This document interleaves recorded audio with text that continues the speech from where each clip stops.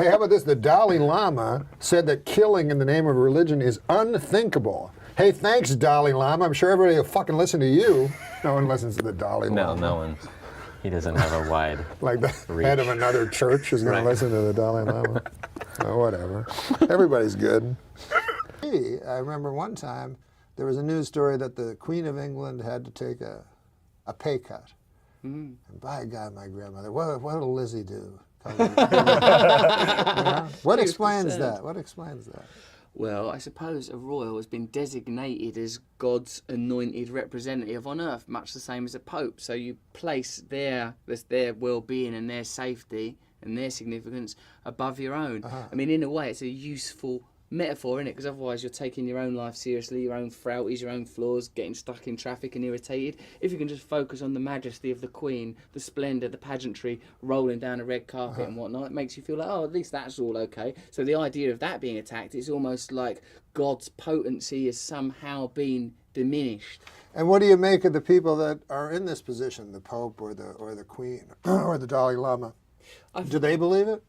Well, I met that Or are they willing to go along with I it? like him. The Dalai Lama? I'm around with, but I met that Dalai Lama. Now, I think for all people in positions of authority and power, the true power is to serve. True authority is to serve. True leadership is to serve. So people that are in positions of privilege and then don't serve, I think that's corruption. So I'm not really down with the Pope or the Queen or any of them. Dalai Lama. But the Dalai Lama was born the Dalai Lama, right? Yes, he was. Because Explain to the folks at home how he was chosen. What happens is, if you, like the Dalai Lama, one dies, you've got a Dalai Lama, he dies, you've broken one, now you've got to get another one. So the most prominent monks of the Tibetan Buddhist community all come together, meditate by a sacred lake and do some ritualistic burnings, and they are led by smoke and by dreams to where the new Dalai Lama will reincarnate. They go to the village and they talk to all the boys that have been born that are aged between 0 and 2. They take with them artifacts that belonged to the previous Dalai Lama. In the case of the current Dalai Lama, they took a walking stick and I think some kind of shirt or something, and apparently the new Dalai Lama Plus, this time it's personal, see that walking stick and say, I'll have that. Like, it was on it like a bonnet. Bang, give us that, that's mine. Like, and they went, oh, here he is, Dalai Lama's back. So then they take him off, they inculcate him in the ways of Buddhism and that. And now, yet, if I said that in a child abduction hearing...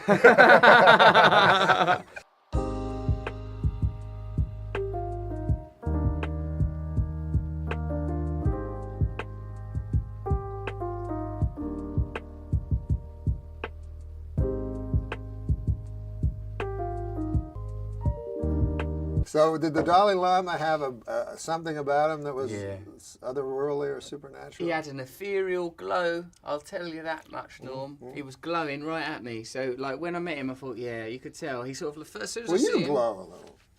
Well, that's because I'm working on my messianic undercurrent. This week is Taxi Cab Appreciation Week, so to all you taxi cab drivers out there, I'd appreciate it if you'd take a shower once in a while. How'd that be?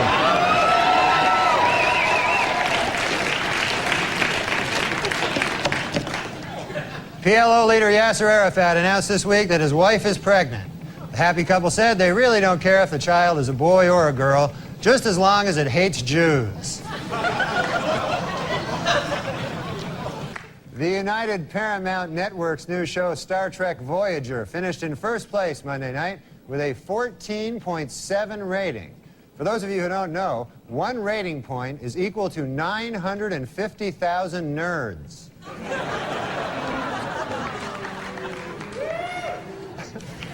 Well, there's good news this week from strife-torn Ireland, where a historic peace agreement has just been signed.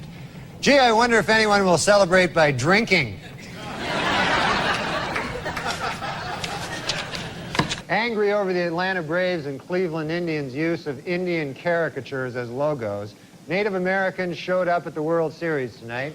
They chanted for hours to protest Indian stereotypes, though it didn't help their cause any when it started to rain.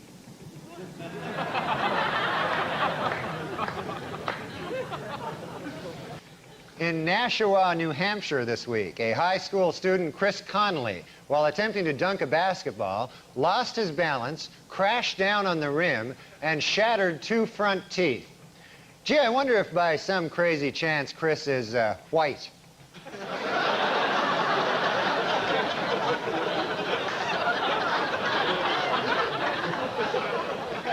Well, if I can be allowed a personal opinion, you know, I think Harrison Ford's new mustache works. And by works, I mean looks really gay.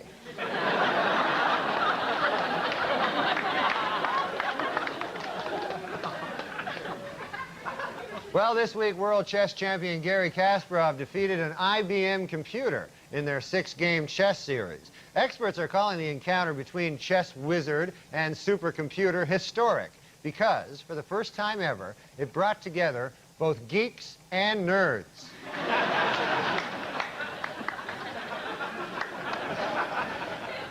In honor of this year's Academy Awards, Carnival Airlines is offering anyone named Oscar a free flight to or from Los Angeles. The airline had tried a similar promotion in the past for the Tony Awards, but according to airline spokesmen, they found that their planes were packed with too many, quote, greasy Italians.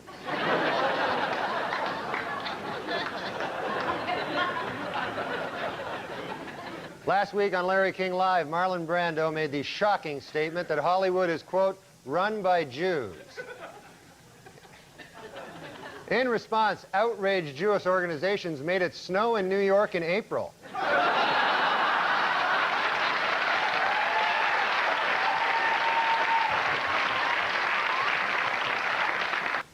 In overseas news, an attempt to lift the ban on gays serving in the British Armed Forces has been defeated in Parliament. This raises a difficult legal question. How do you exactly tell if a British guy is gay?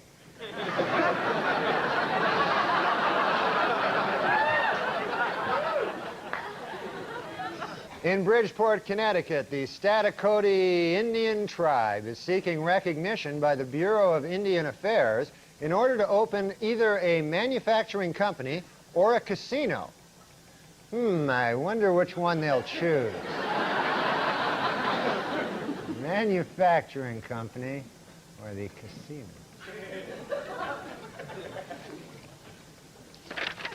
Despite recent criticism, the School Board of Oakland, California has voted to proceed with its controversial Ebonics programs for city schools.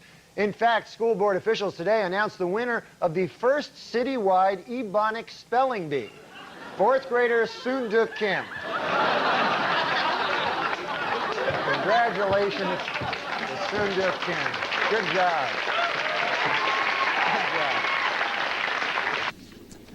Potential jurors for the O.J. Simpson case were asked to fill out a 75-page jury questionnaire this week. In the entire state of California, only one person got a perfect score. Xiao Ming Wu, who after the trial plans to attend Caltech. In Michigan, state historical commission officials say they will not interfere with the building of a new major sports stadium, even if construction unearths historical artifacts. However, state Indian Affairs officials say that if relics from a Native American tribe are found, they would like to have the land set aside and designated as a sacred tribal burial ground / giant casino.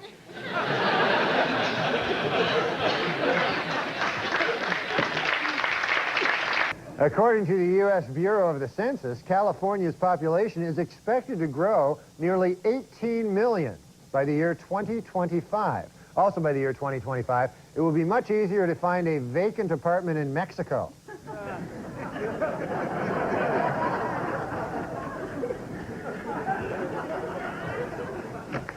According to a new survey by the Women's Vote Project, women would be more likely to vote if they could send in ballots by mail or if polls were open longer. Also, more women would vote if you were permitted to bake your vote.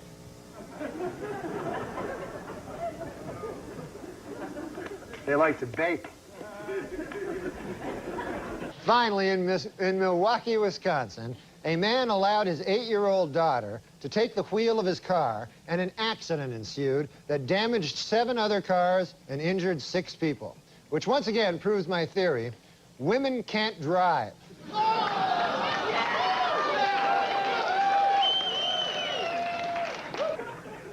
Four Wisconsin men have been charged with felony hate crimes after burning a man's buggy simply because he was Amish. If convicted, the men face up to 25 years in prison. But furious Amish leaders say that is not enough. They want the dunking wheel.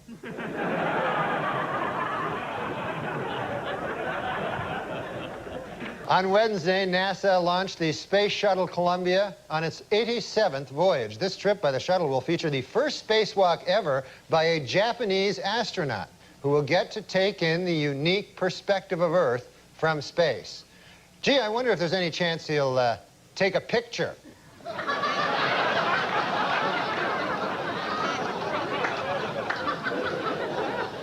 This week, computer hackers broke into Yahoo, the internet's most popular website, and vowed to unleash a crippling computer virus if a fellow hacker is not released from prison. Experts warn that catching these cyber terrorists will not be an easy task and may require the cooperation of both nerds and geeks. Safer drivers, men or women? Well, according to a new survey, 55% of adults feel that women are most responsible for minor fender benders, while 78% blame men for most fatal crashes. Please note that the percentages in these pie graphs do not add up to 100% because the math was done by a woman.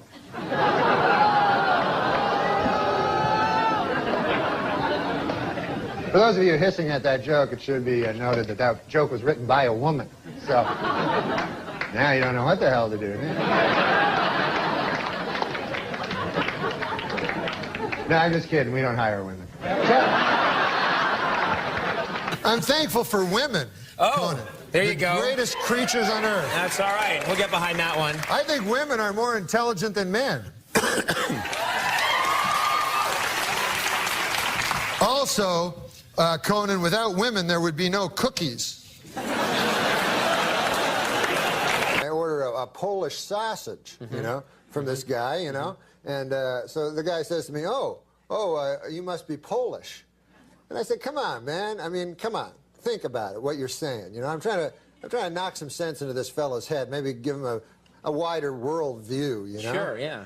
I said, you think because I order a Polish sausage, I'm Polish. I said, what if somebody came in here and ordered French toast? Would you think he was French, you know? Right. I said, if a guy came in and he ordered a Cuban hamburger, are you going to assume he's a Cuban? Right. I said, I think it is absolutely ridiculous that just because I come in here, I order a Polish sausage, why would you jump to the fact that I'm Polish? Right. And the guy says to me, well, first of all, it's a hardware store.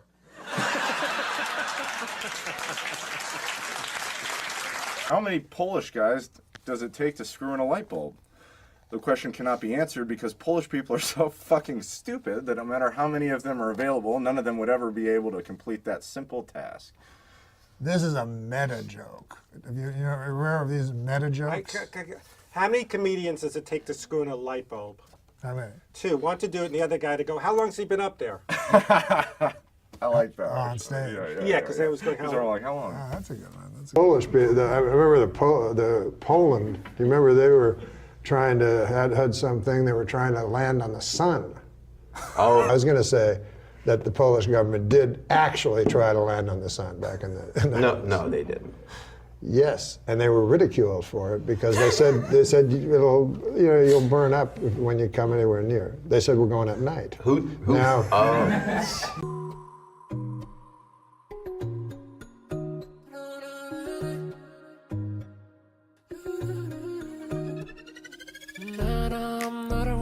Baby, I'm right as Ain't got no drugs, so all attitude. You have to say this with attitude. So you have to read ahead and use your acting skills.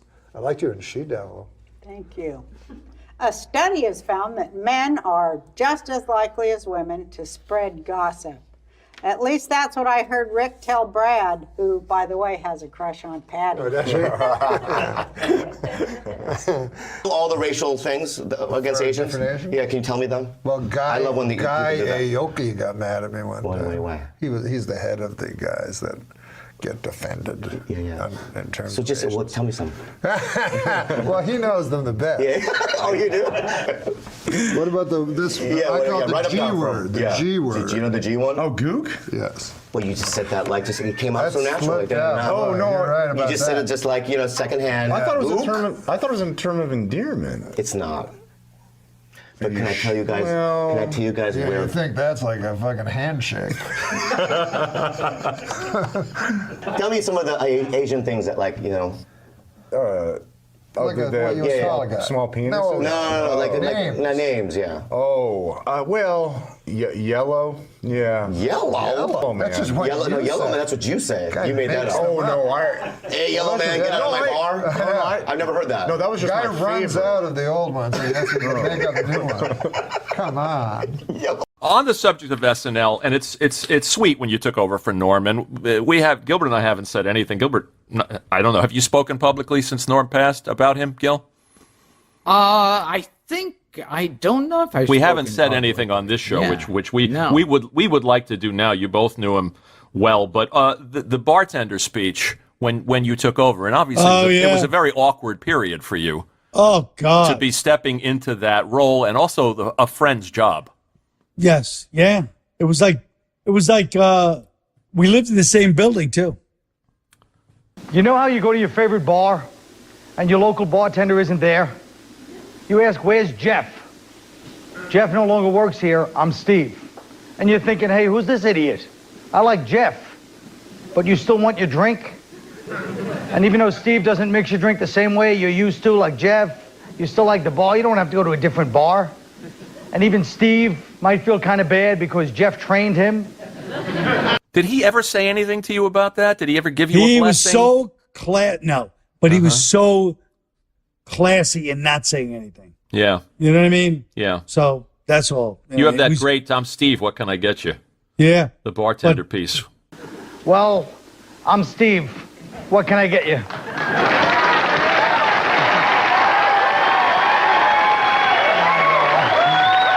But I wish it would have stayed the way it was. But, you know, it is what it is. But yeah, Norman said, he's so funny. He was so distinctively funny. You know, Nobody like him, really. No, he had his own thing. You know what I mean?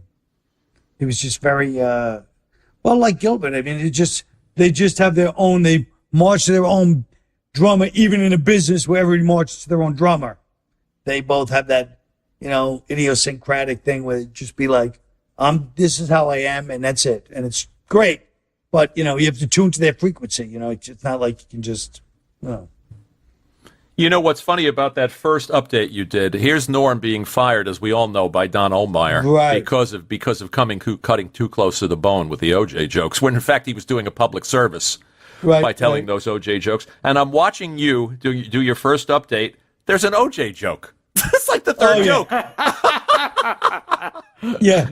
In the February issue of Esquire magazine, O.J. Simpson said that if I had killed Nicole, it would have been because I loved her very much. And then he said, and if I had killed Ron Goldman, it would have been because he accidentally witnessed me loving Nicole very much. Somebody should buy this guy a John Gray book, all right? You shook his hand once? OJ? Getting out of a car? Well, he was getting out of a limo? He was getting out of a limo middle of the afternoon. And I have no psychic energy. I've never had those kinds of things, you know. But for whatever reason, this was in an afternoon. He's getting out of a limo with a girl. It's spring break. It's packed with people. It's Florida. And they're like, hey, do you want to meet OJ? I go, yeah, OJ, he's greatest running back of all time. You know, great, charming movie star. I shake his hand. He shakes my hand. And he's not even looking at me. He's looking past me. And he shakes my hand. And I felt like a jolt of, like, evil. I swear to God. It's like the Dead Zone. That's what it was like. That's what it was like. And I was like, I go, that was weird, OJ. I love OJ. Well, that was weird energy, you know. Wow. So you picked up on something. I feel like I did, you know. It's, of course, in retrospect, but I remember telling people at the time, so. I was also fond of, going back to your SNL bits, Colin Quinn Explains the New York Times. Yeah, that was a good one. And the St. Pat's editorial and Joe Blow. You look like you were having fun, and the best stuff is you and Norm together. That's right. That's right. There's obviously an affection that comes across on the screen. Yes, yeah. And that was the early days of it. It was great. I'm sorry we never managed to get him here. We tried, and for whatever reason, he was as elusive as you. He's more elusive. He's like, he was. I love to do it. I'd love to. You're like, oh, good. How about next week? Yes. What day? And you're like, okay. Yeah. He's like, all right, call him and we'll set it up. Next week is perfect because I'm doing this. And you're like, hey, I'll say Norm. Years later, what happened? What?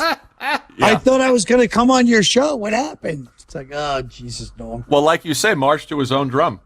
Yeah.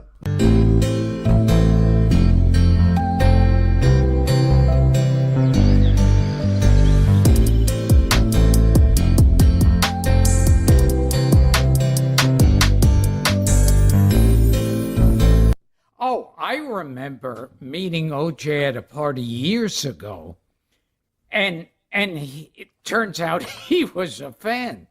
Uh-oh. And he did an imitation of me, and to this day, I wish I had like that on film. Of Because it would be like Charles Manson doing an imitation. Yeah. Yeah. Norm Macdonald said he used to, when he would hit on girls, he pretended he was drunk so he could act like an asshole. Because then they then they can't get mad because you're drunk. So if you do something inappropriate, they're like, well, he's a drunk guy. You got any more stories? You guys see the Gilbert Gottfried when they? I didn't see that documentary. No. No. When Norm's there's some roast and Norm goes up and he just bombs on purpose. Yeah. And he goes, Gilbert Gottfried, if you see during this as a gentleman, go ahead and enter. I get fairly. He goes, Cloris Leachman. They say she's over the hill, not in the car I saw her driving. He said it in the roast? Yeah. That And is a good one. The whole crowd's like this. It's so funny. He's bombing and he never cracked. He He did never not cracked. And he goes, Greg Giraldo, your eyes like a hawk, something like a sparrow. Ladies and gentlemen, this man is for the birds. Exactly. Yeah, and then Norm said something like, he goes, watching. It's so great. Norm says something like, watching Norm do this is like watching Henry Fonda pick grapes. And Norm goes, that sounds very interesting. He didn't even fight back on that one when he was insulted. Oh, God. No, but you got to have balls to do that, right? Oh. To bomb on Just TV commit to it. in front of everybody. It's committed. And like he said, he didn't fucking wink. Yeah, but where do you think you get that from? Being Canadian? Norm, he's just like that. No, Canadians but aren't like that. to bomb on TV? Yeah.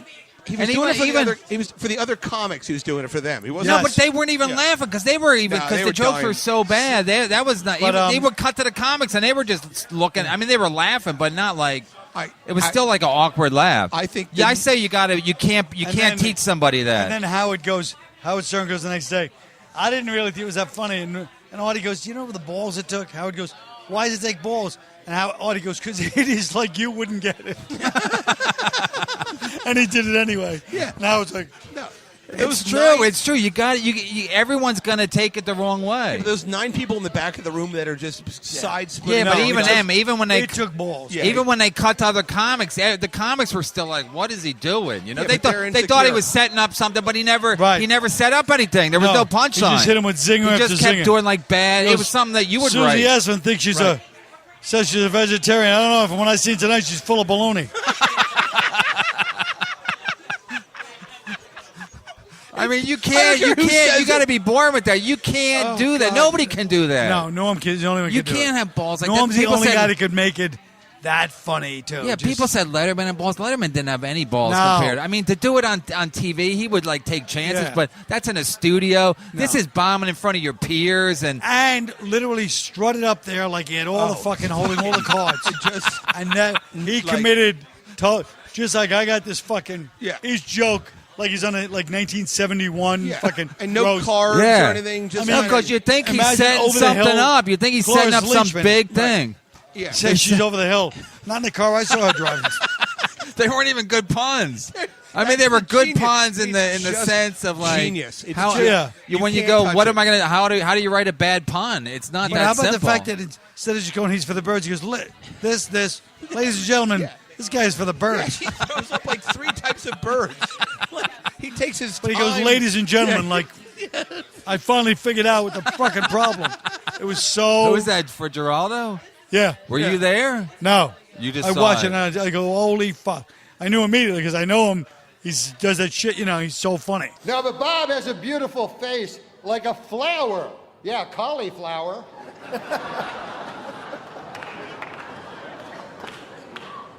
No offense, but your face looks like a cauliflower. No, there are times when Bob has something on his mind, when he wears a hat.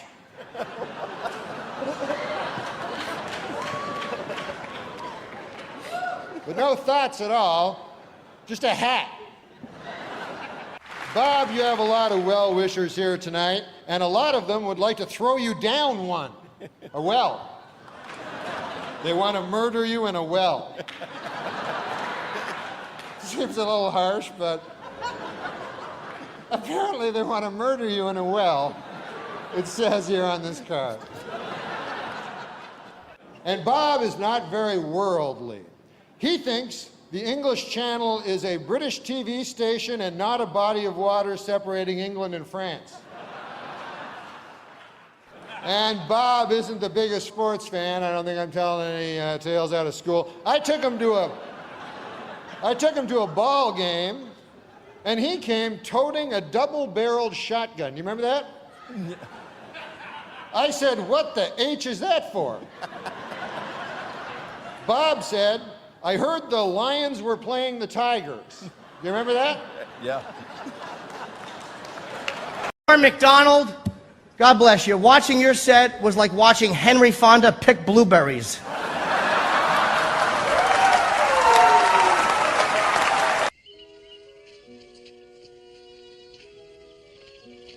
Why, I don't think there's a person in here that would not love to watch Henry Fonda pick blueberries.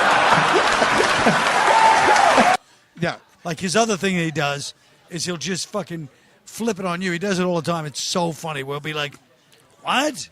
You're saying you want you're homophobic?" He's like, "No, I was saying this guy's homophobic." What? You have a problem with, like, you just twist me, and it's great with, like, politically correct type people. Yeah. Right. Fucking he flips it on them. No, he did that to me when I worked on his sports show. Oh yeah, you know him well. Yeah. I gave him a ride. Then I was staying at Neil's house. Then they're like 2 blocks away in Santa Monica.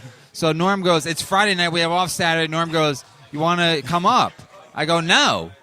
I go, because I think he's tricking me. Because if I say yeah, then I'm gay. Yeah. So I go, "No, I don't want to come up." So I go up. He eventually talks me into going up. It's awkward. So then I leave. Then when we go back to work, he goes, "Yeah." Then Brennan drops me off. He goes, "Can I come up?" I'm like, "What do you want to come up for?" He goes, "I want to see. I want to see your apartment." I go, "The guy must be queer." Like he goes to the whole thing. He's like the boss. He's my boss, so I have to let him tell the story. You know? I can't interrupt him. So funny. Yeah. No, it's classic. I didn't know that was one of his he's classic great maneuvers. at that kind of stuff. You say you're homophobic. No, he'll do it with anybody. I mean, you know.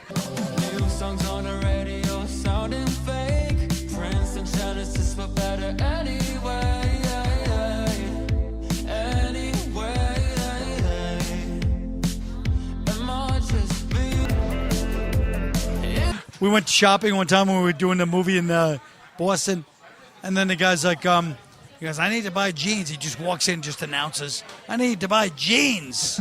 Like, it's a store full of jeans, but he acts like, it's a fucking, whatever the jean store is. Yeah. And he acts like, "I need jeans." And then the guy's like, "Well, sure. What size do you like?" He goes, and so-and-so. And he goes, "All right, just go in the back of the boot." "What? Go back there and you want me to take my pants off?" "Look at this guy." And he starts telling all the other customers, "This guy just told me to go in the back and take my pants off. I just came here to buy clothes. This guy wants me to go in the back and just take your pants off. I'm in my underwear."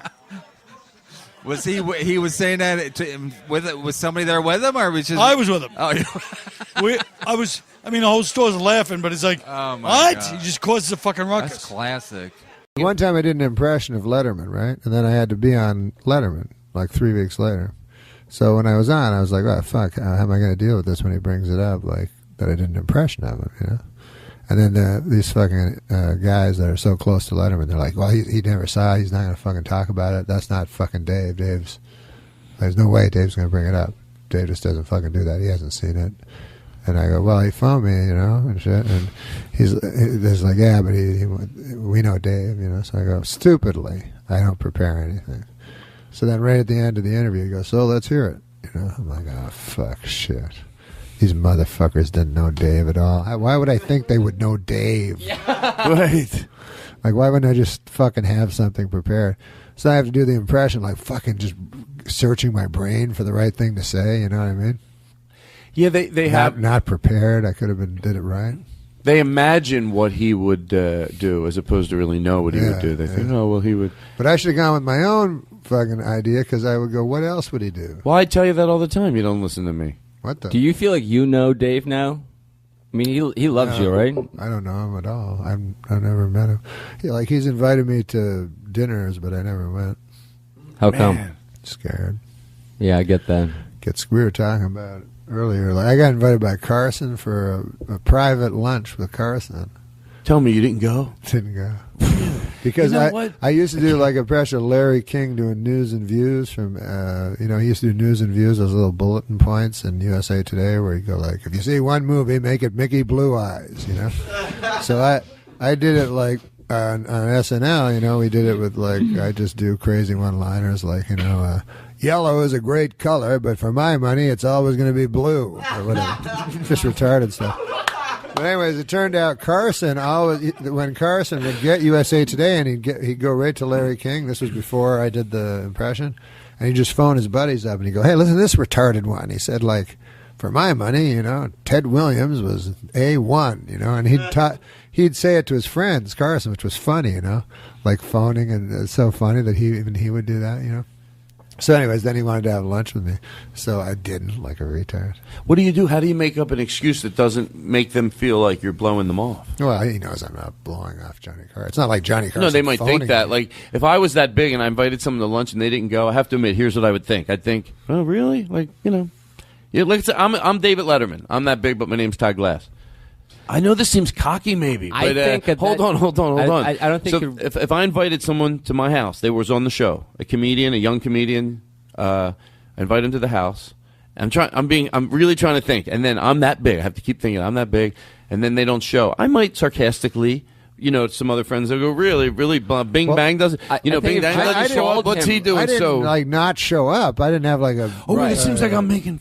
I didn't have a lunch date. No. I get it. Like, I think if Johnny called him personally and said, "Do you want to go to?" You'd go. Of course. But I think he was like in passing. Hey, Norm. No, I got my management phone. He said Johnny Carson wants to have lunch with you, and I thought I was all thrilled. And then I was like, "Holy fuck! What am I going to like? I'll be all alone with them talking, and I won't have any stories. I can't go like." Anyways, one time, Chris Kattan. He doesn't see the cue card. I have no stories at all to tell Johnny Carson, you know. So I go, fuck, this is going to be hard, like 2 hours just with Johnny Carson, like trying to interview him properly or whatever. And then I thought if I brought a buddy, it would be fun, like, but he can't, you know, I can't just bring a buddy. If I could share it with somebody, but otherwise it would be very hard work. And by the way, but I regret not going. I should have gone. But also, as you're sitting there, I'm thinking my purpose of saying that wasn't like it wasn't. I wouldn't do the same thing. Like, I could totally see being so nervous that, like, if there's a third person, that makes it a tremendous amount easier. That third person, especially if it's a mutual. If you went with your buddy, you'd go see anybody. Yeah. So, but I for a second thinking, what here's the reason I think that he's not calling you. What's odd? It's odd to hear you say that you don't feel like you know Dave at all, because like every time you're on the show, it seems like he's like so excited to see you, and you guys have such great chemistry together. I could have sworn you guys were like hanging out. No, I don't know David. I don't know David Letterman. I like to see when you could tell, and I think it usually. And then we'll move on to something else, because I always say it's nice to get compliments, but if it makes you awkward to sit there and just receive them. But you can just put up with it for another second. But it's fun to see your friends when they're on a show like that, where you can tell Dave like appreciates that they bring their game, and that's fun. I see it with Spade a lot too. I feel like they both know. Like, and same thing with you. I feel like that you came prepared to fucking. Well, it's fun because they have to fucking talk to all these actresses and all the time and shit like that. So, like, you know, it's a joy for them to hear somebody being funny and shit, and them not having to do all the fucking work of, dragging a story out of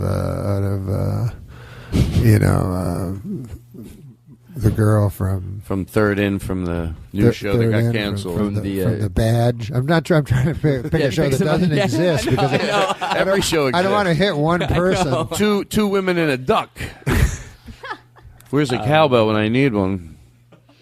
I was going to be Martin Short's friend for a while. We were in negotiations. Yeah, how'd that break down? I don't know. I met him. He was fucking funny, and he made me laugh, and he was laughing at me and shit. So I said, "Hey, we should be friends and stuff." And he said, "Yeah, well, let's be friends." You go to a cottage, and I was like, "Ah, fuck! I'd have to go to a cottage, you know." And then so it never caught on because the cottage was in my head and shit. What do you but mean? Still, I would have liked, that guy would be cool to fucking hang out with. I met him. That would be a good friend But for then you. going to a cottage, you understand? I don't want to go to a cottage. Yeah. Well, that's the problem. All of a sudden, you're going on a cottage on a plane. But that's the problem. Maybe I shouldn't have done this. No, what? That's the problem What's with that? you. So if someone suggests something right away, it's not Too guarded. I know what you're it's saying. Not too. It's not cool enough for you. Where would No, you not go cool with Martin enough. Short? I think Martin Short says, "Let's go to a cottage No, I'm and not hang saying out." that. I'm saying I think you're right when I said I'm too guarded. Like I'm not willing to do things. You don't want to be trapped in a cottage with Martin Short. The I idea, love that idea part. of being friends with Martin Short is fun. The idea of being in a cottage with Martin Short and then having the pressure to talk and to interact with one another. Yeah. I understand. I'm the same way. Yeah. It wouldn't work out for you. Yeah. It wouldn't work out for me either. But you go on that vacation. But maybe in with, another lifetime. Yeah.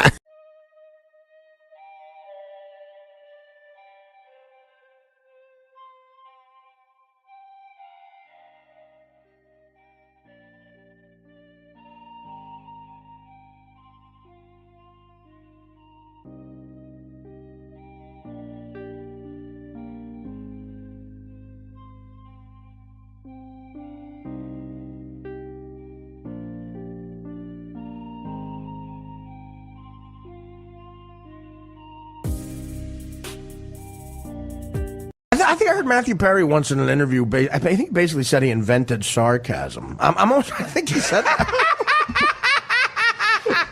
Norm was on Saturday Night Live. Norm tells the best fucking stories about some of those celebrities that went through there. And Matthew Perry had an assistant and said, he said to Norm, Matt wants to do a sketch that he wants you to be in where he talks like he does on Friends. He calls it Matt speak. And Norm said, "What are you talking about?" He goes, "Well, he invented a way of talking, the way he talks on Friends, Matt speak." And he showed him a clip, and Norm said, "Are you talking about sarcasm?"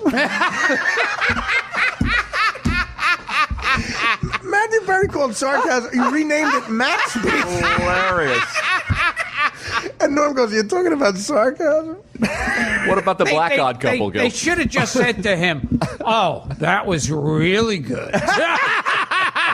I think one of the younger writers said, "I think Matthew Perry is a genius." And I think that's what it was. And Norm said, "Is he good at math or something?" Harvey Weinstein was holding court. He was talking about he had seen that scene of alternative comedy, and he'd seen somebody that everybody was kind of at that moment was the king of that. That's all. And Harvey Weinstein, I've been seen him at work.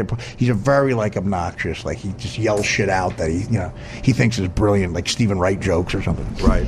You can't have everything. Where would you put it? Stuff like that. So he goes, he says this guy's name, and Norm's sitting there. He's on with Lorne and everybody, and and Harvey Weinstein says this person's name and goes, "I think Sons is a genius." And then he looks at Norm and goes, "Norm, what do you think?" And Norm goes, "Is he good at math or something?" And I thought, okay. All right, Artie, first things first. You and Chris Farley on the Dirty Work set. Oh, wow. Dirty Work was his last movie, Farley. Right. And in between shooting Dirty Work and dying, he did Saturday Night Live. He hosted it. So Norm said he's out of control. You got to come to the after party to help me watch him. That's how out of control he was. I was asked to watch Norm him. Macdonald and Artie Lang around our babysitter. Yeah, exactly. Right. So Norm leaves for a couple of minutes, and I see Chris disappear into a bathroom with Andy Dick. True story. 5 minutes he's in there. He comes out giggling. Norm comes back and goes, "What's going on?" I go, "Bad news, man.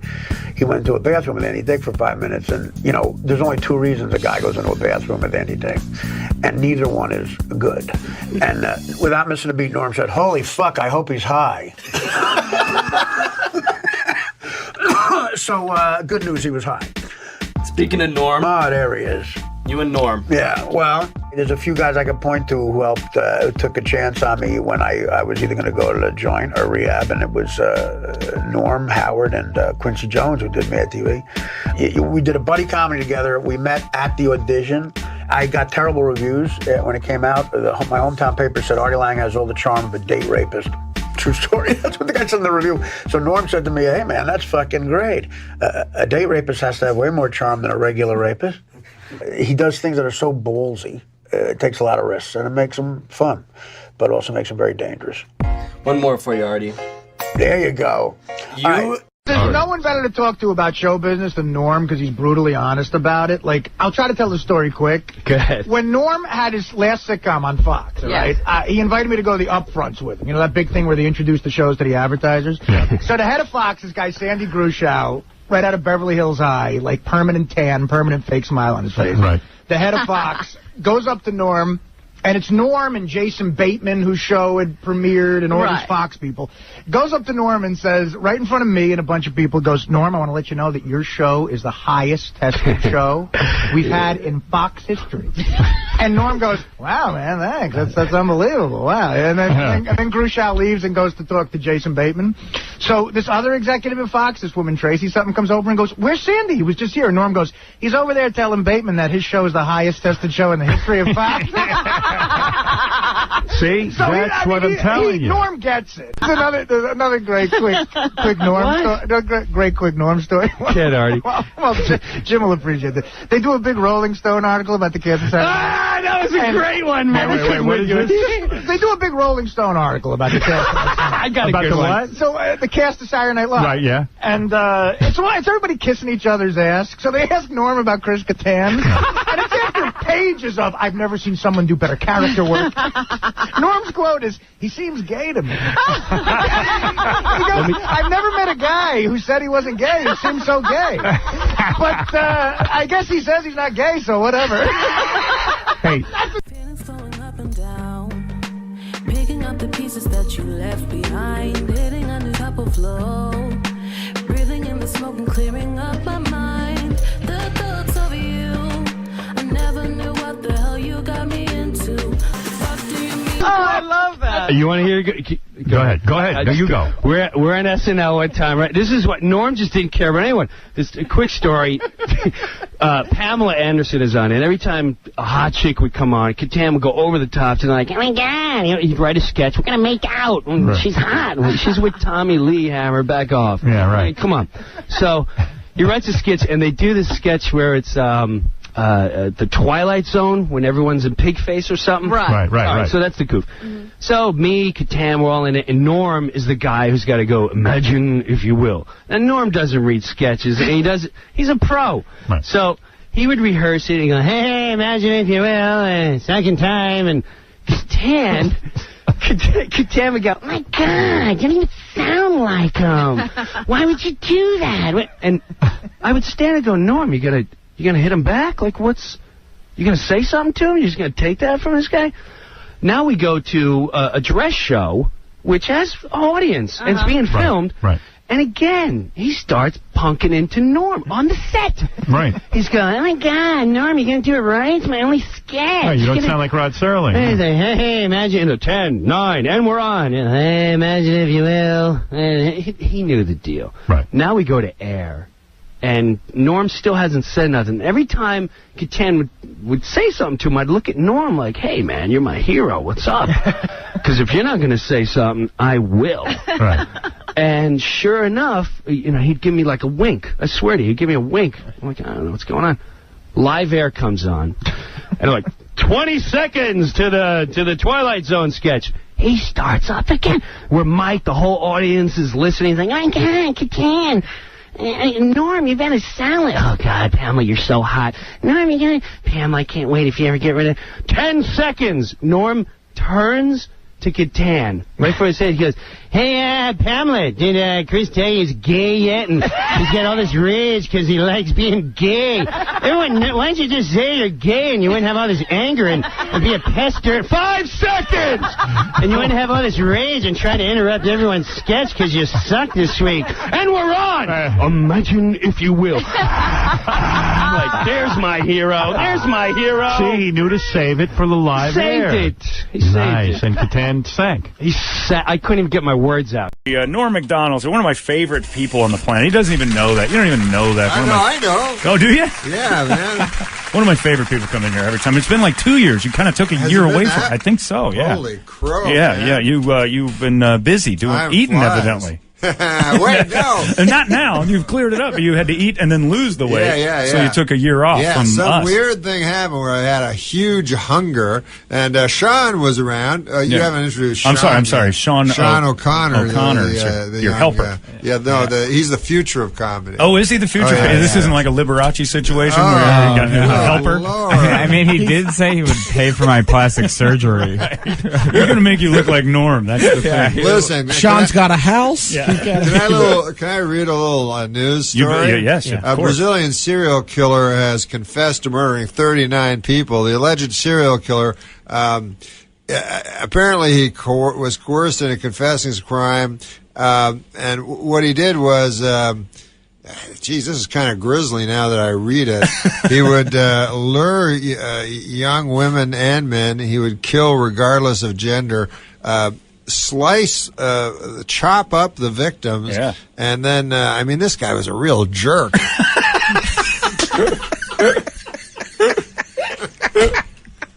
And that's why you're one of my favorite people. It's so succinct. It's such a... I had a hunger issue, what I would call it. What did you put on? Because when I was watching your podcast, I think it was Gilbert about or Super 250. Was it? No kidding? Maybe. I remember one time I was 235, but I remember being fatter after that. But yeah, I would eat and just for no reason. Because all of a sudden the appetite just started...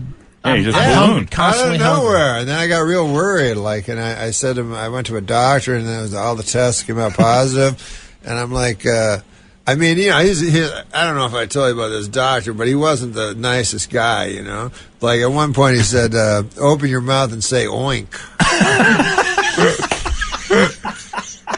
That's not nice, right? No. So earlier this morning, you say the people in Cool were doing mounds of blow at the station. What the hell is that about? Oh my God! I didn't know we could talk about that. Sure, we can. You're in a safe place. Did you cut some lines? We cut lines off of Erica. No, they just kept giving us donuts. They were like going away for a while. Incredible energy, man. They were like. It's the oldies station. They have to have energy, I guess. I guess, yeah. It was a lot of fun, though. I don't buy it. But listen, man, Sean, the future of comedy. The future of comedy. It reminded me last night because I got in early yesterday, and then I waited up on Sean because he drove from Los Angeles. Oh, geez. Because he's afraid of Ebola. And it sort of reminded me, because I would phone him, on his car, and I go, "How you doing?" He goes, "Now I'm in, wherever he was." Quartzsite. Yeah. And it reminded me date shake. of he had a date shake.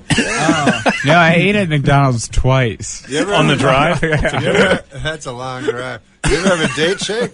No. Oh, they're awesome. Yeah. But it reminded me of kind of like a Stephen King novel. I'm on the phone. Right. He's like, I haven't touched anyone yet, and he's so afraid of Ebola. But are you really afraid of the Ebola? Because I think I'm horrified. Oh yeah, I'm terrified because what just happened is it was one person, then it was two people, then it was three people, and then that second person went on a plane. Yeah. So now 800 people are quarantined. And there's another one on a boat now, on a cruise line. The one on the plane doesn't have it yet.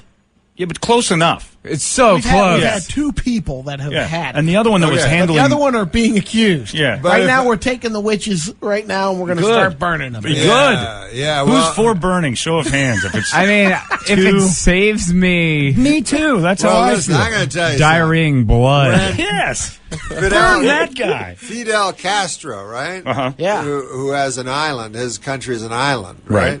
So when the AIDS outbreak happened, you're on an island. It could knock your whole island out. Right. Yeah. So what he did is they had a big, beautiful resort, right? And he just took it over, because that's what they can do in right Cuba. When it's your island. Yeah, and he put all the AIDS patients in this beautiful resort, fed them all, and what's wrong with that? Yeah, I don't know. They it almost really, makes you want AIDS in Cuba, doesn't it? Kind of like tried to get it. But it knocked the disease out. It killed the disease. Yeah, because you quarantine everybody into their own little package. Yeah. That's the thing. So this lady who they keep saying was handling samples, which basically means the poop and pee of the Duncan guy. She was taking is him on out. a Royal Caribbean cruise and she's got locked in a cabin now. I'm the same way because I think. But also like a nurse. If a nurse can get it, I mean, yes. they take care. They try not to get stuff. Every day, that's their job. So if it's not airborne, Sean was saying it's just a droplet. Yeah. Yeah. Well, wait till terrorists get it. I mean, of course. If you take in someone's breath that has Ebola, it's like a horrible movie. Awful. Yeah, I had to stop drinking people's blood. That'll do it. I mean, yeah, you got to be careful with that. Stupid Twilight movies, and now we've got this. It's taking a horrible turn on all of us. Yeah, I mean, it would be the worst when terrorists get it, but I also think it would be bad when just like innocent people get it. That's when you got something. I think you misunderstood me, but it's okay. Who did you usurp as the future of comedy? There has to be like the guy who had that role that you took it from. Who got rolled. Probably Aziz Ansari. You think? And now he's just comedy. Yeah, now he's the president of comedy. He's the czar. And Norm, are you the ghost of comedy past? Yeah. A lot of times me and Sean we'll go, and then people go, hey, man, that guy seems like the future of comedy. That guy seems like the past of comedy. Where do we go to get that to you? Where do we go to get the president? People will review your show that way. That's just an awful person to say that about the show he just watched. I saw the future and I saw the past. Yeah. Just looking for something in the middle there. Yeah. Well, listen, man, the future and the past are all we got because the present is, people falling down, bleeding from every orifice of their body. I don't like the present. It's better to look at that. Did you guys ever read The Hot Zone? Yeah, we were talking about that. I never read that it, was but terrifying. It's the one that makes me go, okay, Ebola, I'm not going to fool around with this one. We had a record of 0 cases up until about a month and a half ago. They could have had a vaccine. It was 20 years ago. Oh, that's right. They could have worked on a vaccine, but they didn't. What was the thing that you told me about the Hot Zone that sounded like a lie? Oh, the horrifying story? Oh, that you think it's a lie, yeah. No, in the Hot Zone, they're talking about the first guy that got it, and, it's just a nightmare. And he gets to the, it's on a little plane from Africa, and he gets to the hospital, and he goes there, and it's an African hospital. Which not to say anything against Africa, but by God. And then look at these hospitals. And then he goes there, and they don't know Ebola. Sure. So he's like, and they said at that point, anyways, he collapsed and blood exploded from everywhere. Oh. And they said that the blood hit the ground and started moving. What? Because it's like a sci-fi movie. Like a sci-fi movie, because it's more Ebola than plasma at that point. Oh. And it's just looking for a host. It's going to die. I'm out. I'm out on that. Yeah, start the fire. It's like Alien. Yeah, no, that's just an awful So burn all the Ebola. That's what you're saying? Yeah. I'm fine with that. Are you opposed? Are you opposed to give me a counter argument to it? You take that resort, Norm, and then you torch it. That's John's idea. I have an odd approach to curing starvation as well, which is kill all the starving people. Yeah. It goes away if we team up with the warlords. I mean, we've raised so much money, and they're still hungry. We've teamed up with the wrong side. Oh, yeah. Don't you think? You have to go already? No, Brad's just pointing at my coffee. Brad, I don't like when you stand up. Sit back down. Doesn't he look like he's from a Wallace and Gromit special? The were-rabbit is right behind him. Norm, you've been at this for a long time now. How long have you been doing this? 25 years. Is it 25 years? No, yeah. And it's your birthday today. And I started late. 51 years old, birthday, Norm. by the way. Happy birthday. Oh, yes, it is my birthday. We get lists. I actually started very late for a stand-up. Yeah. 25. What were you doing before Most that? of them started as kids, Yeah. Sean started at 19, yeah. 19, no kidding. yeah. That's just brave. And even 19 is sort of. Some people are 16. So you stopped hooking and you went into comedy. What were you doing at 19. before? Yeah. Were you a prostitute, as Brady pointed out? I want stuff to come out of my mouth. Well, that's your choice. That's just an extra $20. You can go Quitter. either direction. Yeah. Norm, did you have different aspirations before you started doing Oh, stand-up? no, I just did manual labor. Really? Like tile work or drywall? What are you looking at? Drywall was too hard for me. Anything with any skill, I was horrible at. But what was manual? I moved furniture, I worked in a logging camp. I lived in Canada. I just travel around to... Yeah.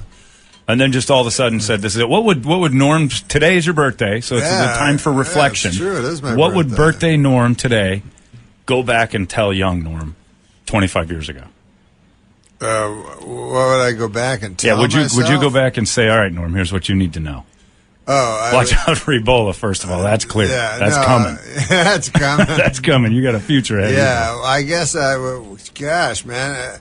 I mean, I have no regrets in my life. I'm not asking. You're not a deathbed or anything. Got no regrets. I'm not trying to pin anything on you. Just, is there anything you're like, man, I could have done that better? Oh, almost everything. Yeah. So you just have a list of stuff for you. Yeah. Well, No, I would say, you know how they say a life unexamined is not worth living? True. But another bad thing, though, is do you ever try to examine your life? Which is what you're asking me to do right now. And you hate it. Yeah, I apologize. Oh, it's depressing. So you look back, why did I do that? Why did I do that? Why did I do that? Why did I do that? What are these bumps? If you keep dwelling on them, though, that's bumps. I've got bumps. Why do I not remember the last 6 days and there's scabs all over my face? No, when I used to drink, I used to walk. This is what my friends told me. I would walk, fall down, walk, fall down, walk, fall down, and then I would black out for a couple of days, and I wake up and there'd always be scabs on my face. This is what your friends told you. I thought I had been in a big fight, but my friends told me, "No, you're just walking down." They were just kicking your ass. You were in a fight club, and they did beat the tar and put you to bed. Norm, have you ever met any other celebrity that shares the same birthday as you, like Ziggy Marley? Yeah, Ziggy Marley. No, you he have shares the same my birthday. Yeah, Eminem. Oh, Eminem. Yes, I have met him. Bill Hudson, one of the Hudson The brothers. Hudson brothers. Yeah. Now, was he Goldie Hawn's husband? He put his seat Kate inside Hudson? Goldie Hawn. Yeah, He made Kate. Kate Hudson. Yep, he made Kate. The Hudson brothers. George Wendt. Oh, really? Norm. And he played Norm. How odd is that? No, you know, not it's really. you know how dumb I am. When I started doing stand-up, right? I was in Canada. There was no TV or anything, right? There wasn't? Not in Canada. Really? I mean, there was TV. 25 years ago? I mean, you couldn't go do stand-up on TV. I see, I got We'd you. mostly get our Right. TV from America. But I was going across the country and everything, doing my stand-up, but no one knew who I was. But sometimes when I go on, people go, Norm, and I thought I was catching on, but it was from the TV show. From the Cheers. Yeah, so they heard Norm. They go, Norm. Like an idiot, I go, yeah, man. And people are starting saying, Cool. So you could go back and tell young Norm that wasn't I anything would to get tell him excited that, about. yeah. You settle Yeah. down on the Norm chance. But they say Norm. They're talking about George Wendt's character on Clearly, Cheers. the wildly popular Norm is the fat guy yeah, over here. exactly. Here's another cool one you share your Yeah. Evil Knievel. Oh, I love Evil Did you ever Knievel. meet Evil Knievel? No, Oh, boy, man. I would like to. My buddy is... He's dead, right? Yeah, It's too late. 2007. My buddies, they wrote Ed Wood and People vs. Larry Flint. They write biopics, and they're writing one on Evil Knievel. And they told me some awesome stories, and the best one was... Well, one cool thing was whenever he did a stunt, he would get his whole family together and talk to them like... This could be it. This could be it, yeah, which was pretty cool. And they have video of that. And then, so he was so rich because he always thought he was just about to die. So he'd always have, a walking cane that was all diamonds and stuff. But he bought a jet with, on the side of the jet was Evil Knievel, like jumping in a motorcycle, right? And he was like, this is going to be exciting. So then he takes the jet, and he's like, I can't see it. Because of course he can't see the side of the jet. He's inside the plane. So he buys another jet. To fly next to that jet. That's that's a a life money. well led. Right there. That's how you do it. When you can buy a jet to look at your own jet, that's winning right there. That guy's better than me. I played tennis with this guy that was a Supercross rider or a Grand Prix, and Evil Knievel was his sponsor in 1974. Yeah, he threw on a his bike. money all over because I don't think he think he. And he talked about a couple of parties on the yacht. Yeah. And he said Evil was one of those guys that never backed down. Like if a guy challenged him, he's like, "All right, let's go." Yeah. And I remember there was a story like somebody like in the press or something badmouthed him or something like that, And he just walked into the place with a baseball bat. Took him out. Yeah, and he's like, I know, See, those were the I good know old this days. is going to cost me a lot of money, but I don't care. Yeah. And it cost him like $10 Sean, million, see, you can't do that as the future of comedy. Oh, no. You can't just go in and bash somebody who doesn't like your Or act. you could bring it back. Or Yeah, maybe we're as all the for it. you're the future. Anything you do is going to. That it's would be gonna wonderful catch on. to get, masculine energy. You have none of that? I have zero of that so far. Do you maybe harness up some WNBA energy or Oh, some female energy? Perhaps? I mean, I have played basketball with women before, so I think this would work out. He gets a lot of tail, this guy. It's Is that right? unbelievable. Yeah? I mean, it's not unbelievable. He's a handsome, nice No, guy. I'm engaged. I know. That's what you mean. Yeah. Oh, that's right. He's getting tail from that same lady over and over. Yeah. Engaged, you're getting a lot of I guess tail. that doesn't count. Once you get married. I guess that doesn't count. He's always like, hey, I got a story about last night. I'm like, easy. I know. Fiance. Yeah, she's a sweet girl, Aaron. I was with Don't this tell me chick another last story. night? He's like, Oh, and then man. I'm like, Because then you got to meet that person. You look at I'm him like, good friends she was with her. just folded over like a Samsonite.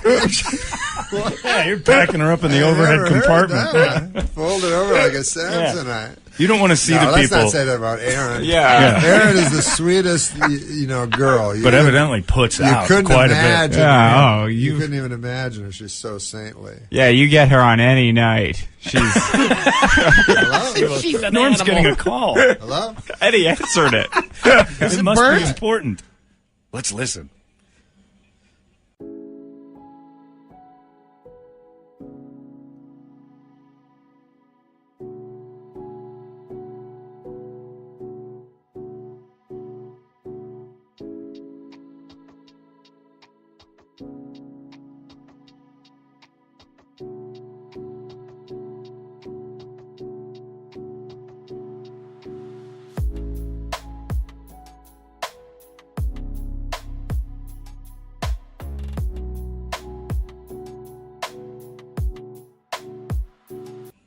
Uh-oh. This is it. Oh, is this Leslie? Leslie Moonves? We've all got a show. I'm He's doing loving a the radio. interview. I'm doing a radio interview. Well, Norm's on the phone. I can tell you, Norm and Sean are over at the Tempe Okay. Improv, TempeImprov.com. I'm doing a radio interview. I'm doing a radio interview. I gotta go. TempeImprov.com Friday and Saturday. I'm doing a radio interview. I gotta go. Get off the phone, Leslie. Is Leslie a girl? Do you know Oh, Leslie, my Sean? God. I don't know Leslie. What was that? Who's that? Oh, that's my brother Leslie. You know, J.B. Smooth's brother called once while he was on the air. Yeah. And he picked it up, and he needed $300 It was bucks. 300 pounds of chicken for a picnic, and I'm like, you can't. That's just. I mean, you're just baiting me for like 3,000. And he was short. He was short on some Yeah, cash. he's like, he needed 250 bucks to cover the chicken. No, I didn't bill. want to take the call, but I saw it was from my hometown. Could I'm be like, trouble. Oh my Is he gosh. wishing you a happy birthday? Yeah. Maybe. Oh, That's what it was. I'm yelling at him. Well, he's trying to be nice. You're right. That is what it was. Yeah, he's on the. He's there. That prick. See if I Well, ever you know seen what him. I in mean? public. When you get a phone call. Sure. You know what I find? I don't know if you guys are like this. Like, do you have landlines? Not anymore. Well, you I have- do. I I do. dumped it. You have had them. Oh yeah. But like in the middle of the night when the phone rings, that to me is like terrifying. Oh, it's horrible. Because Yeah. you're like, what is? You go Who's to the phone. dead? And at the start, I don't know, are your folks still alive? Yeah, no. Mine are too. So anytime you get a call, it's like, Of course. Well, now that I know that, I'm going to call Brady in the middle of the night more. I didn't know that the whelmed. well, you just if black it's, cloud coming of from, if death. it's coming from home, hopefully it's they're calling to either check in. But Yeah, sometimes but there's if it's weird in the middle times. of the night, yeah. I'm just going to hire people from Columbus, Ohio, to call you at 3 a.m. Good luck. We change numbers every. Yeah, keep that up because I can find you. This is going to be great fun because I'm horrible. Well, I think that's so funny to call him in the middle of the night. It's like, hello. Your parents are fine. I just checked on them. I had a prank I did when I was a kid. Like we all had pranks, like telephone pranks we would do, and then but mine. I wish, kind of looking back, I wish I hadn't done it.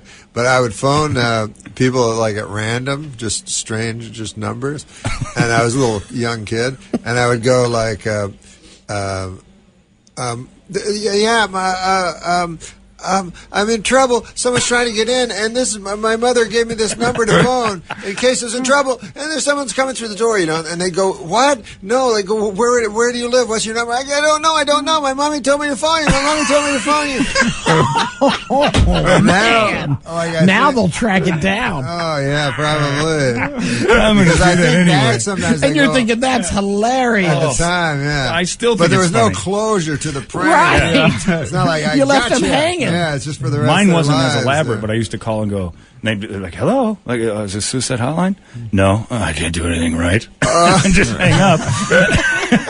And then, have them hanging for the rest of the day. It's like, that was not. Yeah. That's so fun. I can't do anything right. We That's both hurt good. people's feelings. Yeah, those people think they have blood on their hands now. Yeah, they've lived their The fun lives. prank that I liked doing was in the winter. We had a sledding hill, and I used to string piano wire across the he used trees. to kill people. It's and different. shove the kids down in the snow and just watch them slice up like Snicker bars. You know what another prank? God. You know what a prank we My went on? uncle, he went on a snowmobile. Yeah. 'cause I come from- That is not the official term of what you do when you're trying to explain snowmobiles. Yeah, snowmobile. When you move your hand really snowmobile. fast. That's how you Over your operate genitals. it. You operate the snowmobile like You know when you make a whacking off. fist over your genitals and you just move it up and down? Snowmobile, of course. Did I do that? Yeah. You did snowmobile. Anyways, they had the farmers put up like The fencing? fencing, but like invisible. You couldn't see it, and my uncle got hurt. But what were you? I was going to say, we had a thing we were going to do. It's just pranks just to make people think. Yeah. You know when you go by a place where some horrible accident has happened, they've put up if Yeah. somebody got run over by a bike, they paint a bike white and put it on that corner.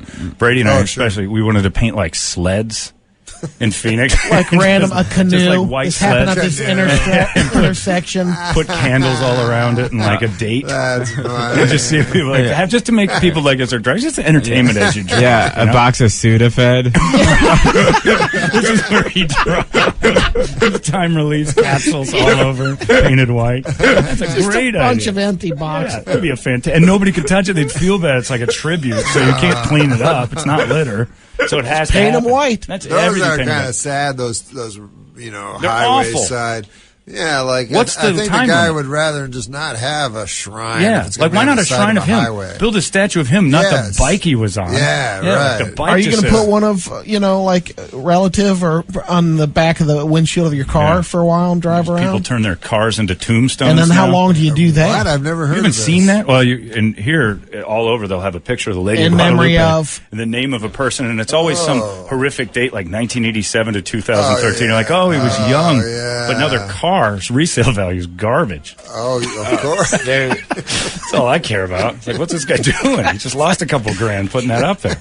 It's not, you're still alive. There's no reason to lose money. Then a lot of tattoos are pretty popular yes, too. yeah. The deceased person to put it up there. One will have a date when they're born and then a question mark. Yeah, I guess they're vanished. They're waiting to fill it in. I guess when they're What? That's so embarrassing. Well, it's like 1986 to 1987. Yeah. And you're trying to have doggy style Yeah. sex Right. with them. And you got to You're look like, at her. You got to look at her kid Sid. On the back. Oh. It's this little Sid. Yeah. Didn't have time to name him. Rest on in the peace small- in he's heaven, on the my small little. of the back. My little. You mean angel. Sid, the kid's name? The kids, I call him Sid. He was automatic. named after Right after Yeah. the sudden right. infant death. Which I want to die from adult onset sudden infant death syndrome called not so sudden infant death syndrome. It's just stupid. You It see took what a you've while, done? yeah, This it is what was, you do to us. it You know that was, you've been responsible. I don't know if you heard us talking about it. There's been probably 5 or 6 visits here, but the very first Yeah. time we ever had you on was like 15 years ago. I was at another station here in town, and they found a headless body on the freeway the day you got here. Last time you were here, wasn't your uncle on the snowmobile? Yeah. like 10 years ago. I feel I remember that. A dude crossed the road on the freeway and got plastered. That was the day you were here. And then today, some guy going the wrong way on the I-10 blows up the I-10. It's not even usable all the way back to L.A. Oh, Wait a second. God. This. I probably should have told you guys that I'm the devil. Oh, man. You could have led with that. Yeah, I've come back and I brought Ebola with me. You've got your podcast. It's still going, but I clicked on it the other day. It says Norm will be back in May. Oh, yeah. What's going on? Well, I do it for a while, and I Vacation. go, I don't want to do it anymore. I don't want to do this anymore. And then they're like, he's on hiatus. Yeah. Is that what that is? Or is it just that you what may they or may say. not come back? Yeah, I don't know if I will or Okay. not. I just do it for a while, and then It's fun to get watch. tired of it. 'Cause It's it fun is, to yeah, do, man. yeah. It's so great. I think it's just the people who do it with Norm are awful. Are awful. Well, no, Sean isn't. Sean does it with me. He's Well, there's awesome. one guy. There's always one guy. It's the rest of the people. The future's good. It's those awful others. I did a podcast with Frank Caliendo for about about 6 months, and then we tired of it as well. Even Frank tired of yeah. it? Well, He Frank seems tired of nothing. No, the second you say Well, the he F starts word, getting he busy gets on nervous everything. because he's on that Oh, Disney yeah, stuff. yeah. Oh, so yeah. you get nervous when you start doing horrible jokes, and we have of course, Frank would. Yeah, yeah. he Jay would. Farrell, Ralphie May, me, and Frank are in a room. That was the. It was podcast? one of them we did. Oh, it was I great. see. Oh, I But see. Yeah, Frank would get nervous. Yeah, he got real nervous. Do you enjoy doing the interview stuff with people on the podcast? Well, we got good guests, so that I was interested in, but it's harder. Like you guys obviously have to just interview everybody. Not necessarily. Here. What? No, we don't. You don't? No, you're a special choice.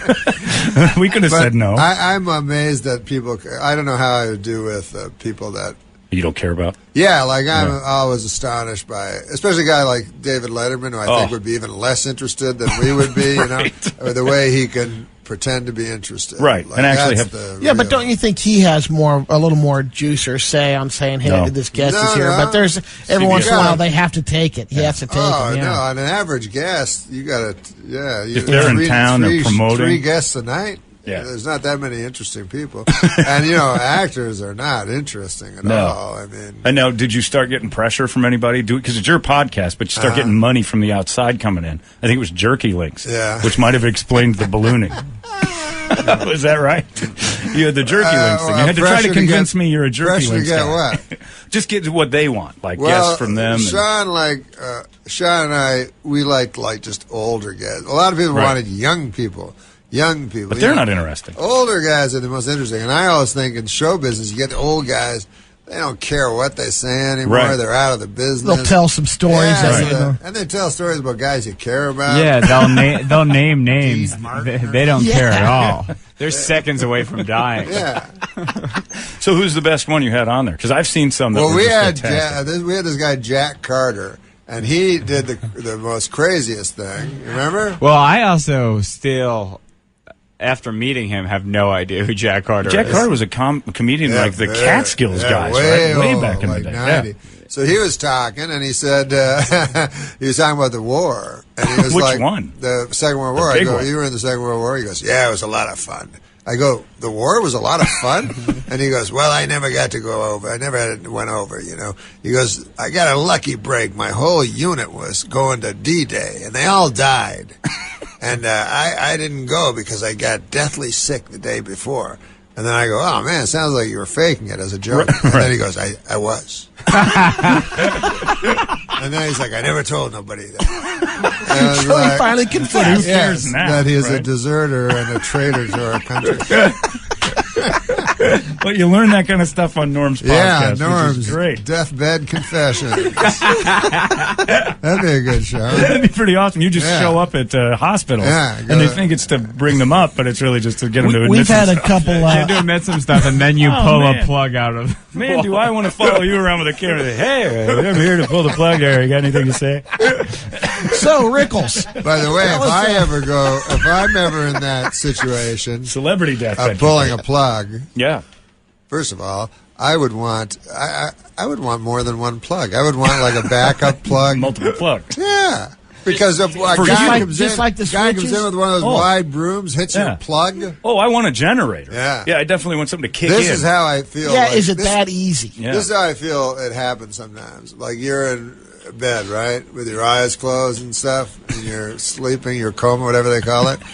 But you can hear and stuff. This is my nightmare.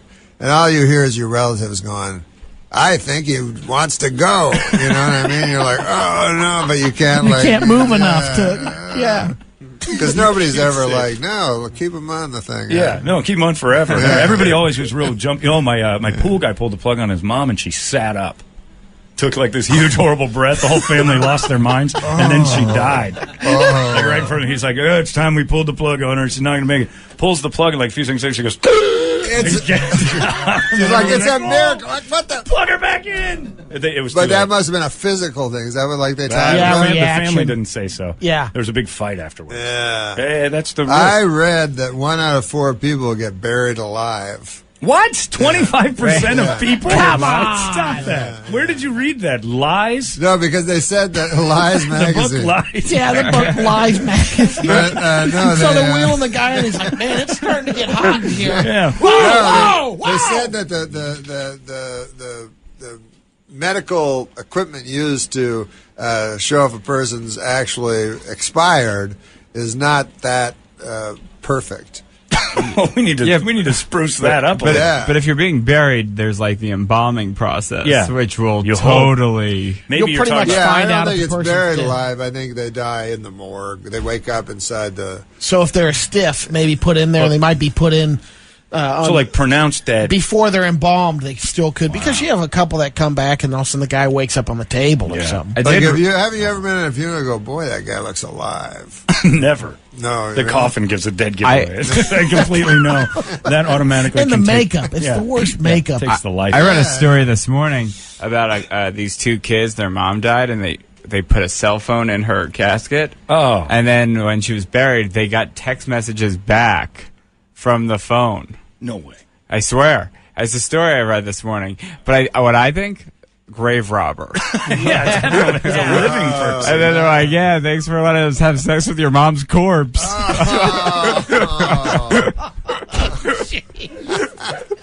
Did you do that one on Cool?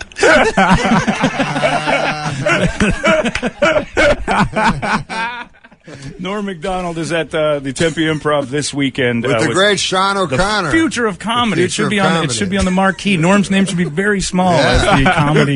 You're just introducing him, right? That's Pretty what's happening. well. Okay, yeah. And Norm's going to confess something That's tonight. right. It'll be on stage deathbed confession. Norm Macdonald on his birthday tonight. You can go see him at the Tempe Improv. Tempe Improv. Birthday kisses for all the ladies. Call by. It's not. It's you don't have to call him back. He has to call you again. He bothered laugh. you. Who calls anyone this early? I Anyway. feel so terrible. Where's he I'm living? yelling, I'm screaming at him. What time is it where he lives? That's another thing. Yeah. Wait. You have to no, it's assume. later. It's Yeah, later. but you have to assume he knows you're on the West Coast, right?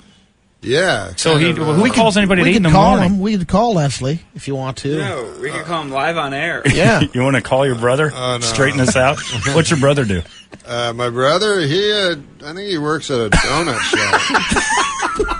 You're not sure? This call wasn't that important to either of you. The donut shop guy or whatever. It was nice of him to call him. So I feel so bad. It now. was nice. But he was the first one in. You know what? Don't feel too bad. He's just kind of clearing his day.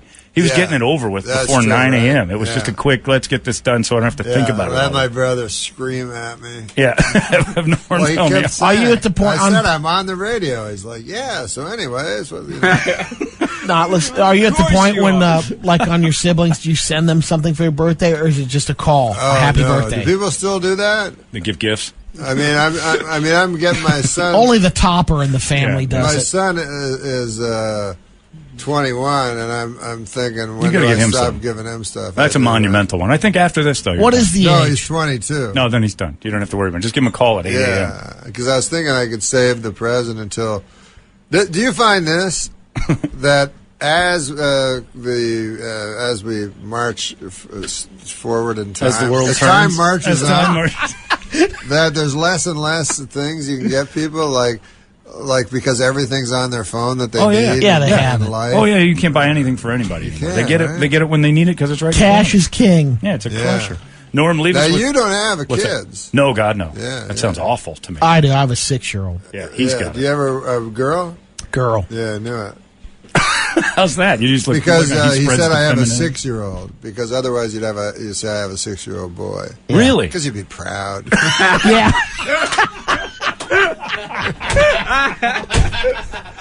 There it is. But Norm don't you Macdonald. worry? That's awesome.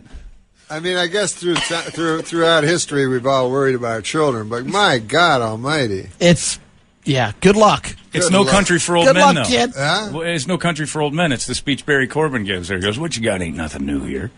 I don't know. Watch that movie. I know everybody tells me it's I the should, best but movie what's ever. the- He gives what's a the speech. He's like, because Tommy Lee Jones says something. He said he goes out to his brother's place. Brother, ironically, says to him, he says, "I think I got to get out of this." And he goes, "What are you getting out for?" And he goes, "I feel overmatched." And he goes, "What you got ain't nothing new here. This has been going on forever." He said, "The world doesn't sit around and wait for you. That's vanity." Wow. Yeah, it's a great speech. And But then you the sit back speech like, I wow. want you to do for me is a speech from The Godfather. where he goes to the guy that ends up with the horse's head, and he says, "Put Johnny Fontaine in this picture." And then the old guy starts saying why Johnny Fontaine will never be in this picture. You want me to do that right now? You remember that speech? I remember, but I don't remember it well enough to do it. Can we find the text? The Godfather. What? I've never seen The Godfather. Can we find the text on the computer? Bravo, why do you want me to do it, man? You want me to act with you? Are you getting it? He's getting it now. Why are you teasing this? Yeah. All right, we're going to take a break and we'll do the Godfather. Classic morning radio. Yeah, the Godfather moment. And we have to do it as character. Yeah. I'll be Robert Dave Duvall. Osborne. Oh no, okay, never mind. We'll do that. I'll do it as Super Dave. And I'll do it as Super Dave. And you do. I'll be Fuji. But you remember the guy, right? Oh, I know what you're talking about. Like, he's the one pissed off about Johnny Fontaine ever working. Yeah, I know that one. I just don't remember the speech well enough. Oh, why are we doing this? Oh, it's so fun. I don't think I'll be Super Dave instead of Robert Duvall. Can I also be Super Dave, though? No, you have to. We can't be committing Super. I have to commit to this character. You have to commit, all right, we'll do it. Where Norm's are you going to reenact. going? Sean's done. He doesn't want to see. The future's gone. It's 98. It's over. 97.9. 98. Tempe, Phoenix. Now it's just getting deep in here. We're Well, talking philosophies and ice ages. What's happening? It was cold back then. Norm Macdonald is joining us today with his manservant Sean O'Connor, the future of comedy. Yeah, baby. Who will soon have plastic surgery to be Norm, look like Norm. I knew I should have wore a shirt. It's the gold lame It's a radio joke. I really. And for whatever reason, I quoted "No Country for Old Men," and now you want to do a scene from The Godfather. Yeah, but I think we should set it up. Yeah, you go ahead. This is your thing. You direct. No, I've Sean, never you seen The Godfather. You've never seen The Godfather. I've seen every American Pie, though. Is this one of those moments where you get in the car and you say, "I can't believe I made that guy do that"? No, listen. We got to set this up. Okay. We all remember the big scene in The Godfather was the guy wakes up with the horse's head. Satin sheets. Sure. Yes. You should set this up. Is that the offer he can't refuse? Is a horse's head? Yeah. The sheets. Really? Yeah, that's the kind of the first. The first one. He's trying to. So set it up. He unfolds the one. Yeah. Let's sheet set up thinking. this scene here. Johnny Fontaine is a lounge singer, sort of loosely based on Sinatra. Yeah. Who the Godfather wants to put in this movie, but the movie producer refuses. We don't know why. Right? Right. I'm setting it up. That's right. You're doing a great job. Keep doing it. And then, so they send the consulary, Tom Hagen, played by Robert Duvall, to go and visit this guy and try to talk him into getting Johnny in the car. Yeah. So Tom Hagen, But Johnny's not having any of it. Tom Hagen's played by Robert Duvall, and Jack Woltz plays the producer. But in this, nobody knows who that guy is. In this, we're doing now. I have to do. You're the producer because this is your idea. I wanted you to do and you're doing it as Super Dave Osborne. Super Dave. Yeah. I'll be doing Tom Hagen as Liam Neeson. Okay, as Liam Neeson. Is that right? Okay. Because he's improv. Yeah, because he's a big improv. Ready? Are you ready? All right, here we go. Mr. Corleone is Johnny Fontaine's grandfather. Now Italians regard that as a very close. Wow, that's good. Cut. You can't say that. Take two. Cut. You already knew how to do them. Well, that wasn't just going to wing one. Okay, you know how to do sorry. Super Dave, right? You're not just throwing this out for the first time. All right, take two. It's not like I said I was going to do Paula Deen and then give it a try. Hey, there's butter in I have there. to go again? All right, Yeah. All right, take two. Try not to compliment me so much. Okay. Mr. Corleone is Johnny Fontaine's grandfather. Now Italians regard that as a very close, very sacred religious relationship. You tell your boss he can do. Now what? This isn't going as well as I'd hoped. Tell your boss he can ask for anything else, but this is one favor I can't grant him. Mr. Corleone never asked for a second favor. Once he's refused the first. Understood? You don't understand. Johnny Fontaine never gets that movie. That part is perfect for him. It'll make him a big star. But I'm going to run him out of the movies, and let me tell you why. Johnny Fontaine ruined one of Woltz's International's most valuable protégés. For 3 years, we had her under contract. Singing lessons, dancing lessons, acting lessons. I spent hundreds of thousands of dollars. I was going to make her a big star. And let me be even more frank. Because I want to show you I'm not a hard-hearted man. But it's not all dollars and cents with me. She was beautiful. She was young and she was innocent. She was the greatest piece of ass I've ever had. And I've had them all over the world.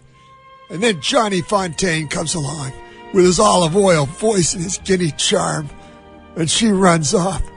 She throws it all away just to make me look ridiculous. And a man in my position cannot afford to be made to look ridiculous. Now you get the hell out of here. And if that Goomba tries any rough stuff, you tell him I ain't no band leader. Yeah, that's right, I heard the story.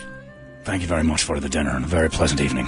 Have your car take me to the airport. Mr. Corleone is a man who insists on hearing bad news at once. Oh, excellent. And scene. That was amazing. That was great. Impressions are much easier to do in small chunks. That's what we've learned. That's why I didn't want to do that. Yeah, damn, you man, did this scene. You tried to give it to me. It's like a 5-minute thing. I didn't know you talked so long. You did great, This was Norm. your scene. It's awesome. All right, now monologues. You ever do a monologue? Oh, it's awful. Huh? Just can't stand him. High school, they used to make us read those awful monologues. He did 14 verses of The Farter from Sparta. That was a great. I wrote it myself. He's got to go now. Now, Brad's got to go. That's beautiful. Thank you, Norm. That was fun. I don't know why, and I'm going to be thinking about it for a while. But nice job. Listen, man. I just want to say, can I end on a serious note? You better. Yeah. I think that with the Ray Rice incident, sure, with the Adrian Peterson incident.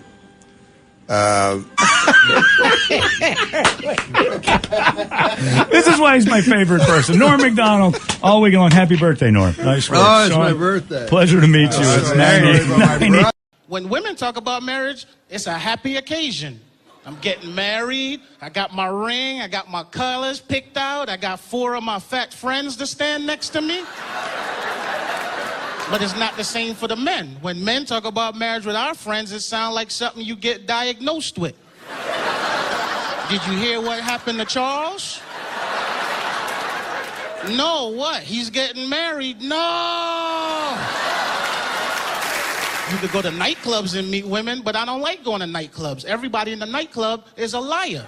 The men are lying, the women are lying. You got older women in the club trying to look young, but you know they older because they got that vaccine mark on their arm.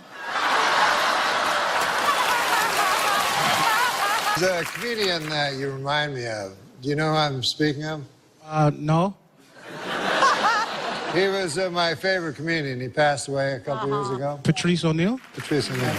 The reason I loved Patrice was he had his own truth, and he was going to tell you, and he wasn't going to take any prisoners. And that's a giant void to fill, Patrice O'Neill, because I felt he was the funniest guy in the world when he passed away.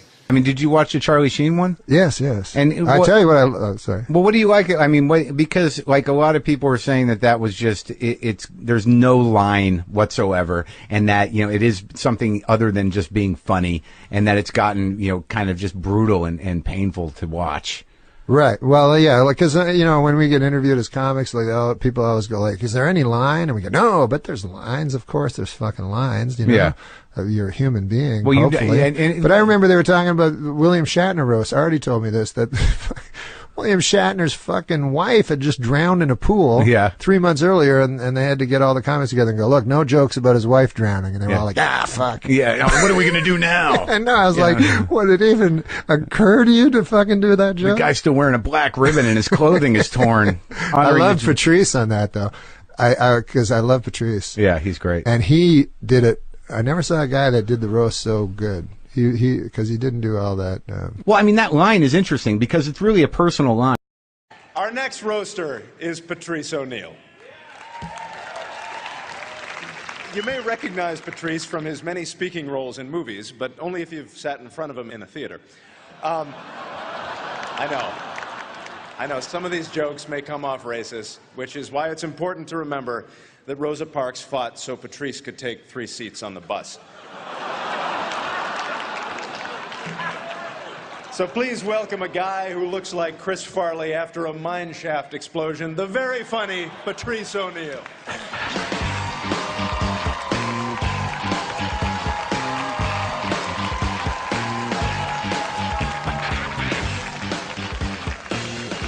Thank you very much. It's just strange because I had all this planned shit, but I didn't know William Shatner was gonna be quasi, like, an old racist man, but But everybody's giggling like, whoa, he's a but. You're a fucking asshole, Captain Kirk. What are you talking about? Like, I don't respect him, but like, I'll respect him because he's fucking Captain Kirk. But I think he might be racist because his hair plugs look like black girls' pussy hair.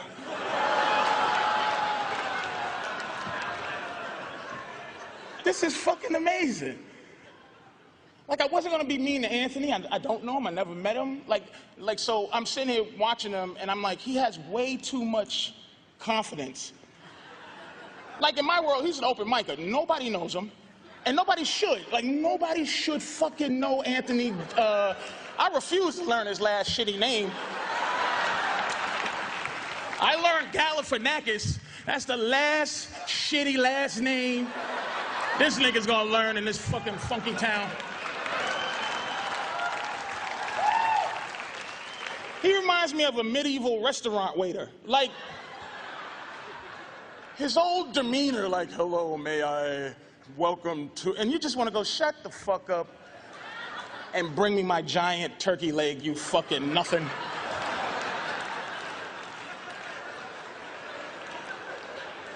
How the fuck can I be too mean after all this shit? I can't believe it. I'm dying of diabetes, and you motherfuckers are like, oh, that evil fat puff, you know.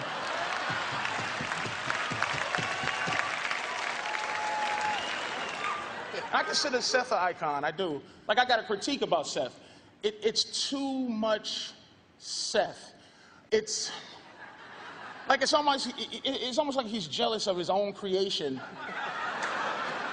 Where he wants to prove I'm better than the cartoons. But he's not better than the cartoons.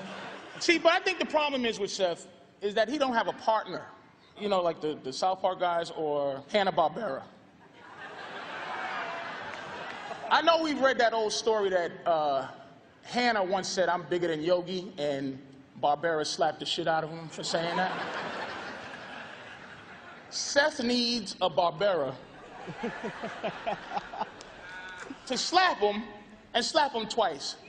Once to say, hey man, don't forget why people love you. And two, just say you're gay. No straight man writes that many show tunes. That's a fact. I love Mike Tyson, and I don't have much to say. As a fan of Mike Tyson, I love him, and I don't mean, I love him. Fuck you. I love you, man. I'm just disappointed and hurt at how much comfort white people have around you now. I don't like it.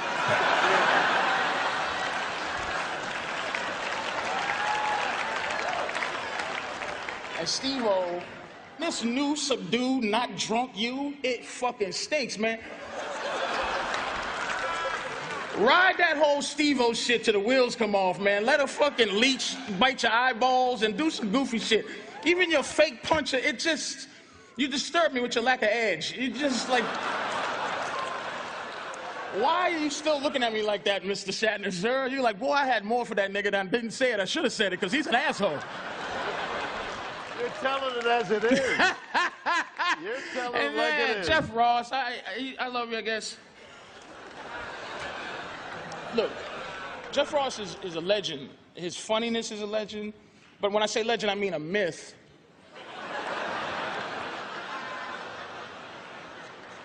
Like the Loch Ness Monster or Bigfoot. Like, we all believe they exist, but who really ever saw it?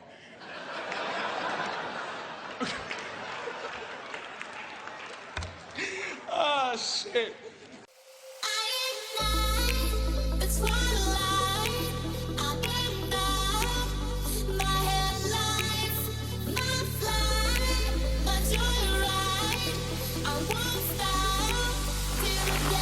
I've turned down many roasts. I have, about 3 or 4 of them. And I said yes to this, and I'm dead ass serious. I said yes to this because I respect Charlie Sheen. I do. I said yes because I respect not his body of work. Like not. It's all been very Christian Slayer-ish. Like it just like. He sucks, but he's good, but he sucks at the same time. I think that his stand that he made against the business. I think this is a fucked up business, but he stood up. He still survived, and he proved that nobody can keep like a Sheen down. You know, they can keep Estevez down because his brother. And he's the good one. That motherfucker do everything right, and that nigga's career is over. Holy shit.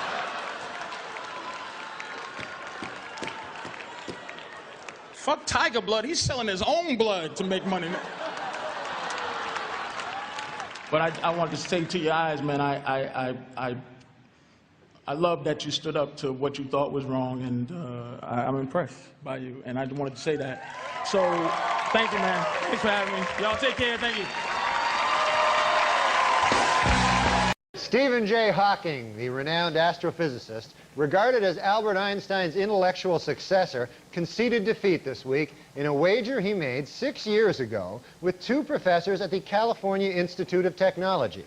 Hawking incorrectly bet against the existence of naked singularities, the mathematical point in a black hole where space and time are infinitely distorted, where matter is infinitely dense, and where the rules of relativistic physics break down. With all due respect to Mr. Hawking, what the hell were you thinking?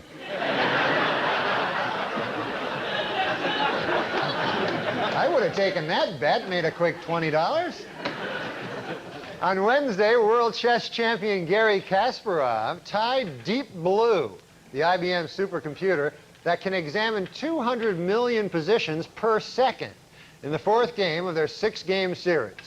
Earlier in the week, Kasparov admitted he made a catastrophic blunder in Game 2 when he failed to force a draw by moving rook to e8, opting instead for a Caro-Kann defense that soon transposed into a Pribble defense, which, after Deep Blue moved bishop to e7, gave him the advantage with his knight position. With all due respect to Mr. Kasparov, what the hell were you thinking?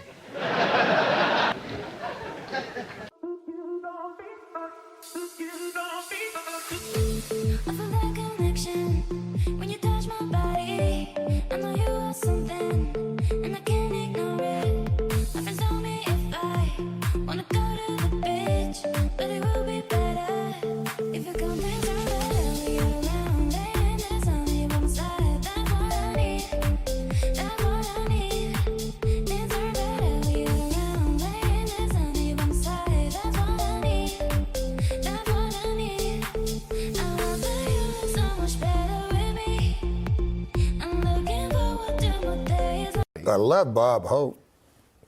I thought he was the greatest comedian ever. I think Bill Cosby's the biggest comedian of all time. Oh, do you? Yeah. Yeah. I don't think anyone will ever match his production and quality of material. Mm-hmm. Do you like Bill Cosby? I love Bill Cosby. Yeah. Did you listen to those records when you were a kid? Sure. I mean, listen, I grew up, he was my hero, you know? I loved him. I wanted to be just like him. Great stand. I didn't like his comedy, but I wanted to be just like him. No. What do you mean? You're sick. I'm only kidding. Okay. We went and saw him. You know, I had maybe the greatest Bill Cosby story ever. Really? And now it's not in the top 10,000. Because I'll tell people the story. Right. And I'll constantly be interrupted by, and then did he rape you? I'm like, he didn't ever rape me. It had nothing to do with the story. There's a story you had told about your father and Bill Cosby on David Letterman. Do you think you could share that with us here right now?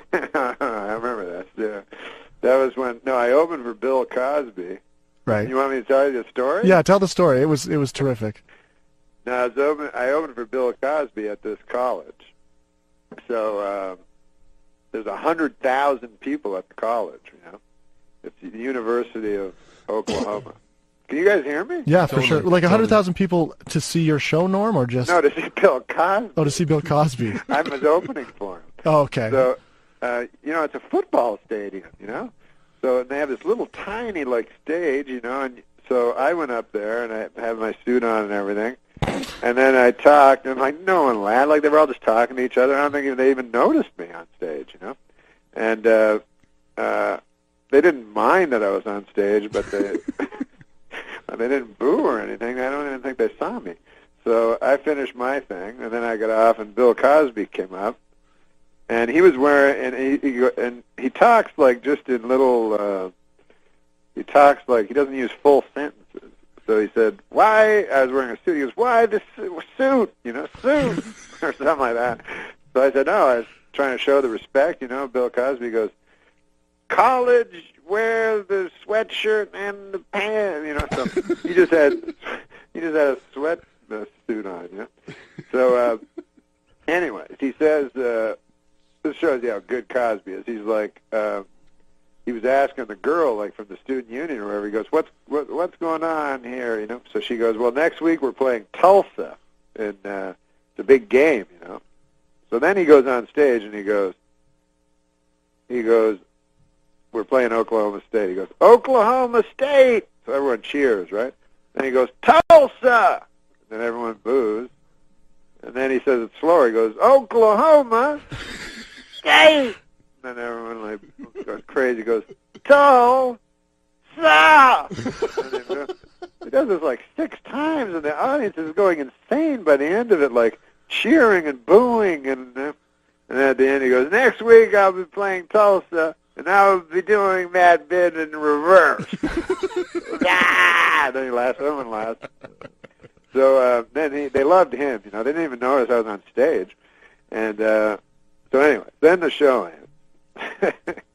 And then I'm talking to him, and I was telling him, because when I grew up, my dad and I would listen to Bill Cosby albums. He would love Bill Cosby, my dad. So I said, "My dad loves you." He goes, "Where's your dad live?" And I said, "Ottawa." He goes, "Ottawa." And then he turns to his manager guy who was with him, and he goes, "Maury, aren't we playing in Ottawa? When? I thought the schedule..." So then the guy goes, "Yeah." He goes, "We're doing it in August." He goes, "Yes, take the man's name down, and we will..." And so then he says, "I will meet with your father, take him back, and we will speak. And I will put him in the front, because he will like to be, and then after, and so just put the number down on the paper." So then, like, I go to write the number down, and it occurs to me that my father's dead. So, but I don't want to say that to Bill Cosby, so I just write down any fucking number. Like, I just write the area code and then 7 digits. So, that's the story. So then later, like a couple of months go by, and this also shows you like the power of like a guy like Bill Cosby. I was doing some lame thing on the Drew Carey show, I was supposed to be a lawyer or something for one episode of the Drew Carey show. So I'm on the Drew Carey show. I'm rehearsing, and a lady runs up and she goes, "Bill Cosby's on the phone." So I go, "What?" So I go and I answer the phone, and it's there, I swear. It's Bill Cosby. So I go, "Hello?" He goes, "Your father does not answer at the phone." I phoned the number, and the phone rang, and then another voice came that was a machine. And it was a person saying that the number was not used by a person and all this, So I'm like, instead of just telling him, I just said, "No, that's the number." That was all. I didn't know. It was impossible for me to say. But, so anyway, that's the story. And then I told that story on Letterman once, and I guess Cosby saw it, and then the next day, this was when I was working on Saturday Night Live, the next day I went to my office, and there was like 300 like things of flowers. There was flowers like everywhere in my office. And then and then about 5 days later, like I found there was a little tiny card on one of the flowers, and it said, I hate to be the one to break. I'm doing his voice, but it said, "I hate to be the one to break it to you, but your father is long since dead. So that's the story. God damn, that was a long story. But it was good. It was good. Have you had any contact with Dr. Cosby since then, Norm? The doctor, yeah, Dr. William H. Cosby, ED? Yeah, that's him. No, I've never talked to Bill Cosby since then. But I love that guy. How much are you bothered by the fact that this comedian who you really thought was great turns out to be this person doing horrible things? Do you separate his work from the person? Does it taint it at all? Not at all. Not because.